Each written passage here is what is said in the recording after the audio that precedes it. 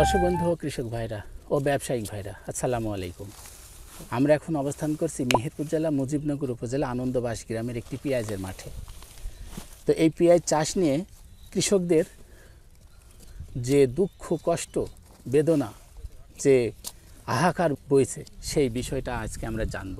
কৃষকদের প্রত্যেকটা পেঁয়াজে স্পর্শ একটা কষ্টের স্পর্শ।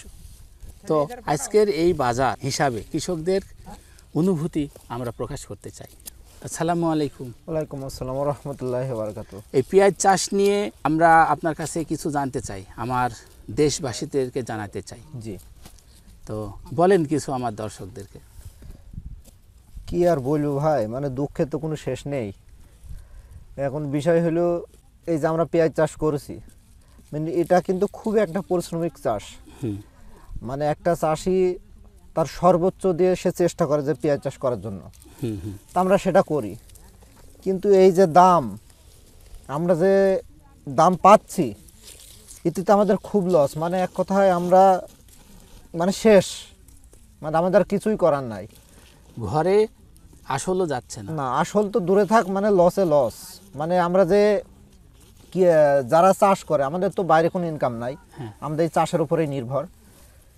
কিন্তু এই চাষের উপরে নির্ভর থেকে যদি এই চাষে থেকেই যদি আমাদের কিছু না হয়, তাহলে আমরা কিভাবে চলবো? সেটাই তো। বর্তমানে কেমন দাম দিচ্ছে? 700 টাকা। 700 টাকা। জি, কিন্তু বাইরে তো অনেক দাম। বাইরে অনেক দাম হলে তো আমরা তো 700 টাকার বেশি পাচ্ছি না।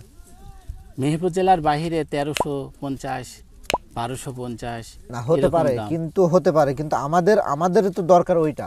মানে দেখা যাচ্ছে 1300 বা 1500 টাকা আমরা যদি পাই, হ্যাঁ, তো আমাদের দেখা যাচ্ছে মানে মোটামুটি আমরা বেঁচে থাকবো এরকম একটা আশা নিয়ে। মানে এমন একটা আশা চাচ্ছি যে 1500 টাকা যদি দাম পাই আমরা, মানে আমরা মোটামুটি আমরা সন্তুষ্ট। তাহলে এখন যে দামটা পাওয়া যাচ্ছে এতে আসল উঠছে না। না না না না। এখানে 1 বিঘা জমিতে কি পরিমাণ ফলন এখন বর্তমানে আসছে? 100 মণ। 100 মণ। জি। আচ্ছা, ফলন কম হওয়ার কারণ কি? সার বিষ এগুলো ভেজাল নাকি? না, ভেজাল টেজাল এটা তো বলা মুশকিল, কিন্তু সমস্ত জিনিসের দাম বেশি।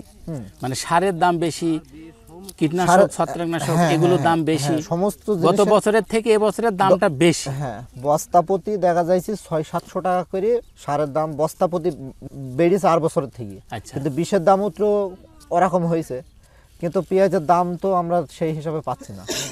এই জন্যই তো আমাদের কষ্টটা বেশি। মানে গত বছরের তুলনায় খরচটা বেড়ে গিয়েছে। হ্যাঁ, অনেক বেড়ে গেছে। ফলনও সেভাবে ভালো হচ্ছে না আবহাওয়ার কারণে। হ্যাঁ, তাহলে ফলন কমে যাচ্ছে, সার বিষের দাম বেড়ে যাচ্ছে।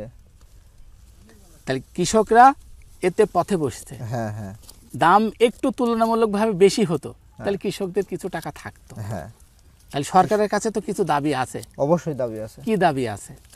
সরকারকে একটা আবেদন করব, সরকার কৃষকদের প্রতি একটু লক্ষ্য করুক, কৃষকরা যেন না মারা যায়। যেহেতু বাংলাদেশটা একটা কৃষি নির্ভরশীল দেশ, হ্যাঁ, তারা যে কৃষকদের প্রতি লক্ষ্য করবে, কৃষকরা যাতে ভালো থাকে। মানে খুব ভালো থাকার দরকার নেই, মানে মোটামুটি ভাবে যাতে বেঁচে থাকতে পারে, চাষবাস করে যেন খেতে পারে, মানে সেমন পর্যায়ে যেন সরকার একটা সেই হিসাব করে যেন একটা দাম আমাদের দেয়। দেশের পেঁয়াজটা সরকারের থেকে একটা আবেদন থাকবে যে দেশের পেঁয়াজটা তিনি সেল করে তারপরে বাইরে থেকে যেন নিয়ে আসে। কারণ আমাদের পেঁয়াজটা যতদিন থাকবে ততদিন আমাদেরটা নিয়ে তারপরে যেন তিনি বাইরে থেকে নিয়ে আসে। আচ্ছা আচ্ছা, যাতে সরকার এই পেঁয়াজের ভরা মৌসুমে, এই ভরা পেঁয়াজের মৌসুমে বাইরে থেকে এলসি না করে আনে। হ্যাঁ হ্যাঁ, আগে বাংলাদেশের পেঁয়াজেরটা শেষ হোক, তারপরে যেন বাইরে থেকে নিয়ে আসে। আগে আমাদের দেশের কৃষকরা বেঁচে ওঠে। হ্যাঁ, আগে নিজে বেঁচে তারপরে তো আমাদের কৃষক দেশের জন্য সম্পদ।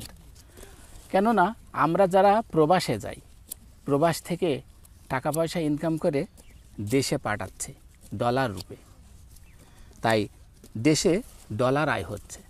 কিন্তু আমার এই কৃষক ভাইরাও ডলার আয় করছে। এই কৃষক ভাইরা পেঁয়াজ চাষ করছে, দেশে প্রচুর পরিমাণে অর্থনীতিতে সহযোগিতা করছে। এই পেঁয়াজগুলো বাইরের দেশ থেকে কিনে আনতে হলে ডলার দিয়ে কিনে আনতে হয়। এই দেশের কৃষকরাই তো এই পেঁয়াজ চাষ করছে, তাহলে বাইরে থেকে ডলার খরচ করে কিনে আনতে হবে। তাহলে কি আমার কৃষকরা সেই ডলারগুলো সেভ করছে না? সেভ করছে। তাহলে কৃষকদের প্রতি তো নজর দেওয়া উচিত এই দেশের সরকারকে। বাংলাদেশ একটি কৃষি নির্ভরশীল দেশ, সবাই আমরা জানি। তারপরেও কৃষকদের প্রতি এত অবিচার কেন? আমরা সবাই কৃষকদেরকে সম্মান করি। দর্শক বন্ধু ও কৃষক ভাইরা ও দেশবাসী, আসুন আমরা সবাই একসাথে আমরা পথ চলি, যাতে কৃষকরা সবাই বেঁচে থাকতে পারে। ভালো থাকবেন। আল্লাহ হাফেজ।